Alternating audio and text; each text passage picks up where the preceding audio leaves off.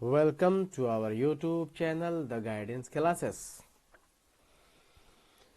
आज हम आपके लिए लेकर आए हैं फिजिक्स क्लास 12 के पहले चैप्टर का 5वां lecture, vector form of Coulomb law. इसके पहले लेक्चर में हम बात कर चुके हैं vector form of Coulomb law के बारे में ही, लेकिन उसमें क्या था सिस्टम में सिर्फ 2 चार्ज थे। लेकिन आज हम बात करेंगे जब सिस्टम में कितने चार्ज हो, 3 चार्ज हो, when there are 3 charges in the system. ठीक है, तो हम आगे बढ़ते हैं। मान लेते हैं ये आपका क्या एक्स एक्सिस, ये आपका है वाई, ये है आपका जेड एक्सिस, ये है ओरिजिन। यहाँ पर चार्ज है आपका Q1, ये चार्ज है आपका Q2, ये चार्ज है आपका Q3। Q1 का जो पोजीशन वेक्टर है वो है R1 वेक्टर, Q2 का है R2 वेक्टर और Q3 का क्या है R3 वेक्टर। ठीक है, तो हमको क्या करना है, इसमें Q1 पर मान लेते हैं कि नेट फोर्स कितना लग रहा है वो हमको यहाँ पे फाइंड आउट करना है। तो सबसे पहले हमको नेचर पता होना चाहिए, चार्ज का क्या नेचर है। मान लेते हैं तीनों चार्ज का सेम नेचर है। मान लेते हैं कि नेचर जो है तीनों चार्ज, जैसे Q1 है, Q2 है और Q3 है, तीनों का नेचर है आपका सेम। मतलब कि अगर ये पॉजिटिव है तो इसको भी पॉजिटिव लेना है और इसको भी हमको क्या लेना है, पॉजिटिव लेना है। ठीक है, तो हमको नेट फोर्स कैलकुलेट करना है कि Q1 पे क्या लग रहा है। तो हमने क्या मान लिया है, let nature of all charge is same, मतलब सभी चार्ज का नेचर जो है सेम होगा, सभी पॉजिटिव या तो सभी निगेटिव। तो Q1 चार्ज को Q2 क्या करेगा, रिपेल करेगा। ये क्या करेगा, रिपेल करेगा, F12। फिर Q1 को Q3 भी रिपेल करेगा, F13। हमको क्या करना है, F12 निकालना है और F13 निकालना है। दोनों का वेक्टर सम कर देंगे। ठीक है, तो लिखते हैं यहां पर let F12 is equal to force on Q1 by Q2। तो इसको लिखते हैं 1/4πε0 Q1 into Q2 by R12 vector, magnitude इसका होल क्यू और R12 वेक्टर। यही हमारा वेक्टर फॉर्म है। हम पहले लेक्चर में इतना हम जान चुके हैं। इक्वेशन नंबर ये हो जाएगा आपका 1। फिर हमारा क्या है, and F13 is equal to 1/4πε0 Q1 into Q3 by R13 vector, magnitude whole cube R13 vector. Equation number 2। हमारा यहां पर मेन काम है R12 और R13 को कैलकुलेट करना। फिर हम इक्वेशन नंबर 1 और इक्वेशन नंबर 2 में पुट करेंगे, फिर वेक्टर सम कर देंगे।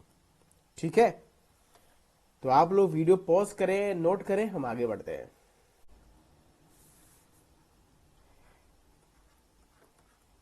Hence,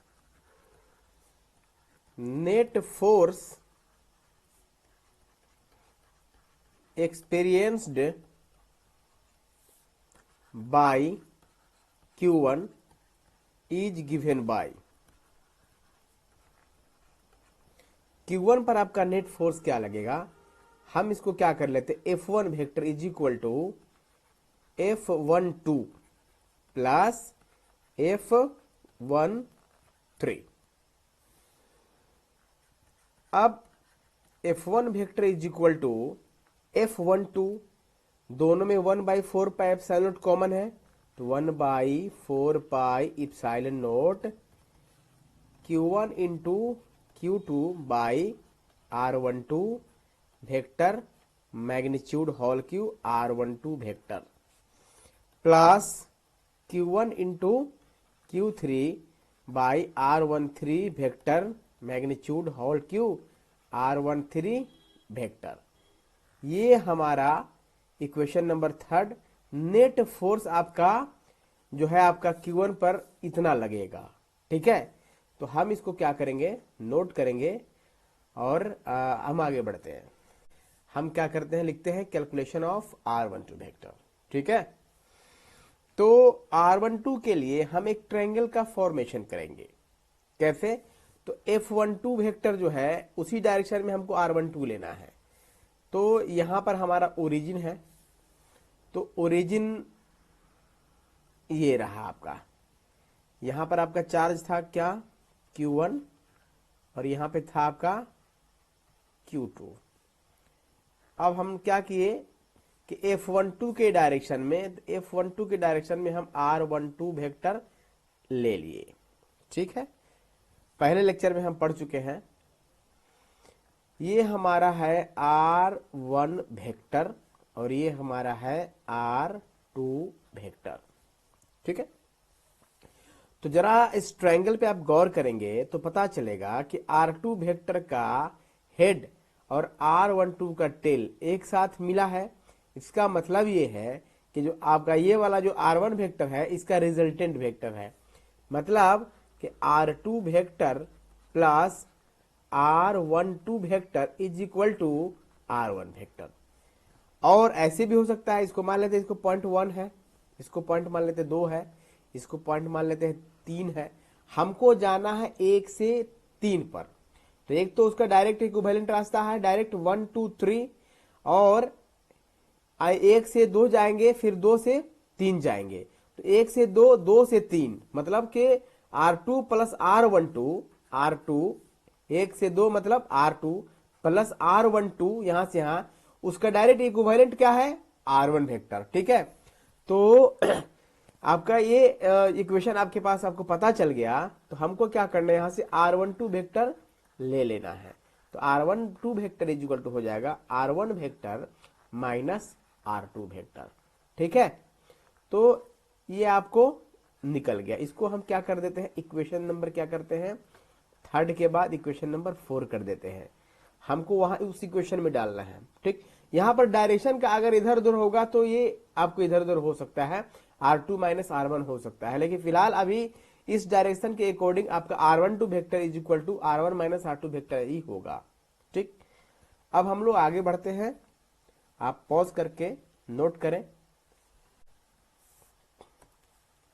calculation of R13। ठीक है, हमको क्या करना है, R13 वेक्टर को कैलकुलेट करना है। एकदम आप लोग क्या करेंगे, प्रेम पूर्वक अच्छे से देखेंगे। तो R13 का मतलब यहाँ पे Q1 और Q3 इन्वॉल्व होगा। ठीक है, तो यहाँ पर हमारा क्या था, ओरिजिन था, यहाँ पर आपका चार्ज था Q1 और यहाँ पर आपका एक चार्ज था Q3। तो इसको हमने क्या किया, मिलाकर एक ट्रायंगल बना दिया। तो F13 के डायरेक्शन में, मतलब F13 का जो डायरेक्शन है, Q3 क्या करेगा, Q1 को रिपेल करेगा, क्योंकि दोनों का सेम नेचर हमने लिया है, ये प्लस है और ये भी प्लस लिया है। ठीक है ना, तो Q3 Q1 को क्या करेगा, रिपेल करेगा। तो ये क्या हो जाएगा, आपको R13 हो जाएगा वेक्टर, और ये तो आपको R1 है और ये आपको क्या है भाई, R3 वेक्टर है।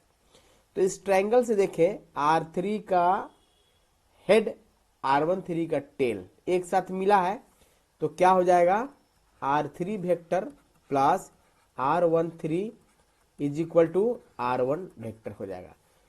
ठीक है, तो यहां से आपको निकल सकता है R13 is equal to R1 minus R3।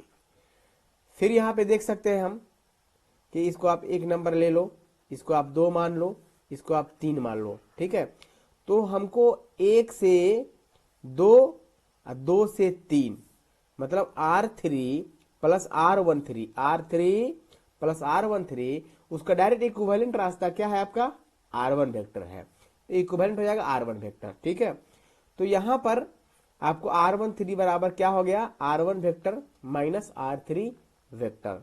तो हम क्या करते हैं, इसको इक्वेशन नंबर 5 कर देते हैं। आप लोग वीडियो पॉज करके नोट करेंगे, हम आगे बढ़ते हैं।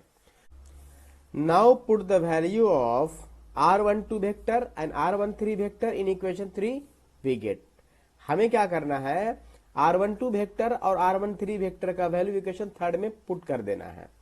तो आपका f1 vector is equal to क्या हो जाएगा, 1/4πε0 और q1 into Q2 by r12 vector यहां पर था, तो r12 वेक्टर बराबर क्या निकाले हैं, r1 vector minus r2 vector, यहां पर उसका मोड है होल q, और यहां पर r1 माइनस r2 वेक्टर, ठीक है, plus q1 into Q3 upon r1 vector minus r3 vector mod to the whole q, यहां पर हो जाएगा r1 vector minus r3 vector, ठीक है। तो ये हमारा फाइनली f1 वेक्टर हो गया। मतलब इतना जो फोर्स है ये आपको Q1 चार्ज पर लगेगा। तो आप लोग क्या कर सकते हैं, Q2 पर निकाल सकते हैं, Q3 पर निकाल सकते हैं, ये आप लोग करके देखेंगे। बाकी जो है हम अगले वीडियो लेक्चर में बात करेंगे।